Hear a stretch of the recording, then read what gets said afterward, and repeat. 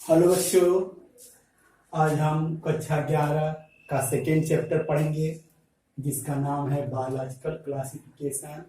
ये हम एनसीईआरटी के हिसाब से पढ़ा रहे हैं।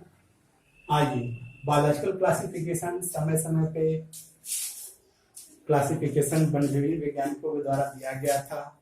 सबसे पहला जो बायोलॉजिकल क्लासिफिकेशन दिया गया था एरिस्टोटल के द्वारा। उन्होंने पूरे प्लांट को 3 भागों में बांटा था, हर्ब, श्रब और ट्री। शाकीय पौधे, झाड़ी पौधे और वृक्ष में बांटा था। जबकि एनिमल को 2 समूह में बांटा था। वे एनिमल जो रेड ब्लड रखते थे, लाल खून रखते थे, और वे एनिमल जो लाल खून नहीं। ये क्लासिफिकेशन काफी दिन तक चला, लेकिन बाद में डिस्कवरी होने के साथ साथ इसमें कमियां पाई गई। तो सबसे पहले जो बायोलॉजिकल क्लासिफिकेशन दिया गया था 2 किंगडम क्लासिफिकेशन। सबसे पहले किसने दिया था? कार्लोस लिनियस नाम वैज्ञानिक ने 1758 ईस्वी में इसको प्रस्तुत किया था। इनके हिसाब से 2 किंगडम है, किंगडम प्लांटी है और किंगडम एनिमेलिया है।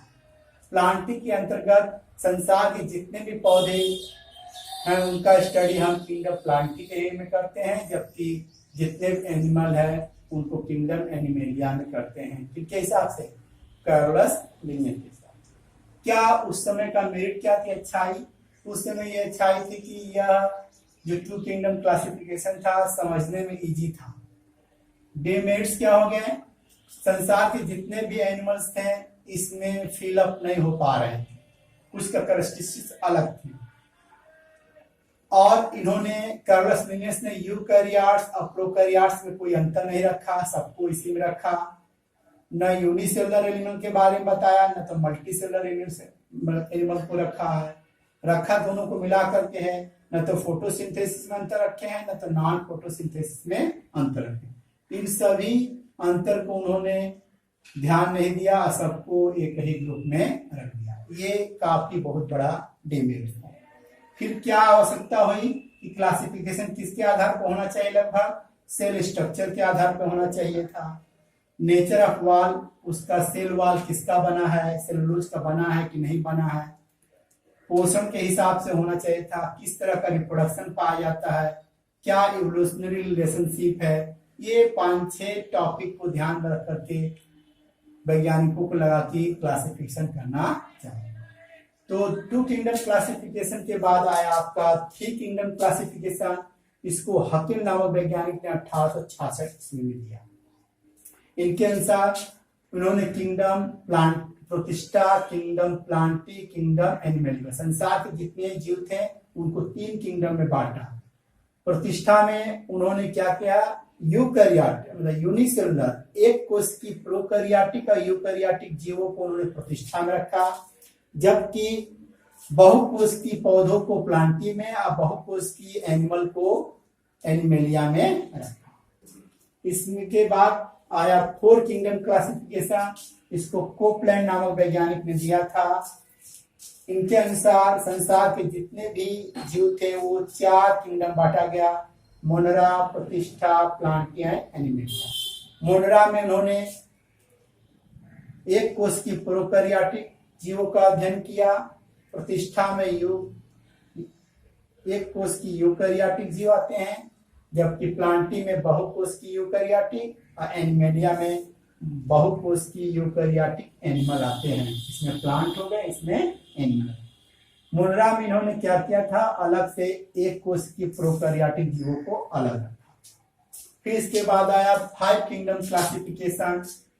किसने दिया था? R.H. वाइटकर नामक वैज्ञानिक ने 1969 ईस्वी में दिया था। इन्होंने पूरे संसार के जीवों को 5 किंगडम बांटा, kingdom मोनरा, kingdom protista, kingdom fungi, kingdom plantae, kingdom animalia. इन्होंने फंजाई क्यों ओरिजिनेट किया कि फंजाई पौधों की तरह खाना अपना स्वयं नहीं बना सकते, तो मोड ऑफ न्यूट्रिशन के हिसाब से फंजाई को अलग समूह में रख दिया गया। इस तरह 5 किंगडम क्लासिफिकेशन दिया गया R.H. वाइटकर के अनुसार।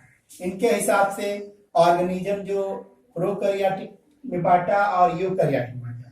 तो प्रोकैरियोटिक में आपके क्या आते हैं, मोनरा, मोनरा में प्रोकैरियोटिक जीव आते हैं। यूकैरियोटिक जीव एक कोशिकीय हो गए और बहुकोशिकीय हो गए। जितने भी एक कोशिकीय थे वो प्रतिष्ठा में रख दिए गए। प्रतिष्ठा में क्या हुआ, इसमें हम पढ़ते हैं एक कोशिकीय प्रोकैरियोटिक जीव, जबकि प्रतिष्ठा में पढ़ते हैं एक कोशिकीय यूकैरियोटिक जीव। फिर मल्टीसेलुलर को दो भागों में उन्होंने बांट दिया, सेल वॉल रखने वाले, सेल वॉल नहीं रखने वाले। सेल वॉल जो रखते थे उनमें कुछ खाना बना सकते थे तो उनको प्लांटी में रख दिया गया, जो खाना कुछ नहीं बना सकते थे उन्हें किंगडम फंजाई में रख दिया गया, और जिनके अंदर सेल वॉल नहीं था उसको किंगडम एनिमेलिया में रख दिया गया। अर्थात मोनरा में हम पढ़ते हैं एक कोश की प्रोकैरियोट, प्रतिष्ठा में एक कोश की यूकैरियोट, फंजाई में हेटेरोट्रॉफिक मल्टीसेलुलर, इसमें पढ़ते हैं बहुकोशिकीय प्लांट्स, बहुकोशिकीय। इसमें भी कुछ कमियां हुई लेकिन काफी दिनों तक ये चला। आर.एच. वाइटिकर का ही हम लोग एनसीईआरटी के हिसाब से पढ़ते हैं। इसके बाद कुछ नामक वैज्ञानिक आए, उन्होंने 3 डोमेन सिस्टम दिया। ये डोमेन किंगडम से भी बड़ा था।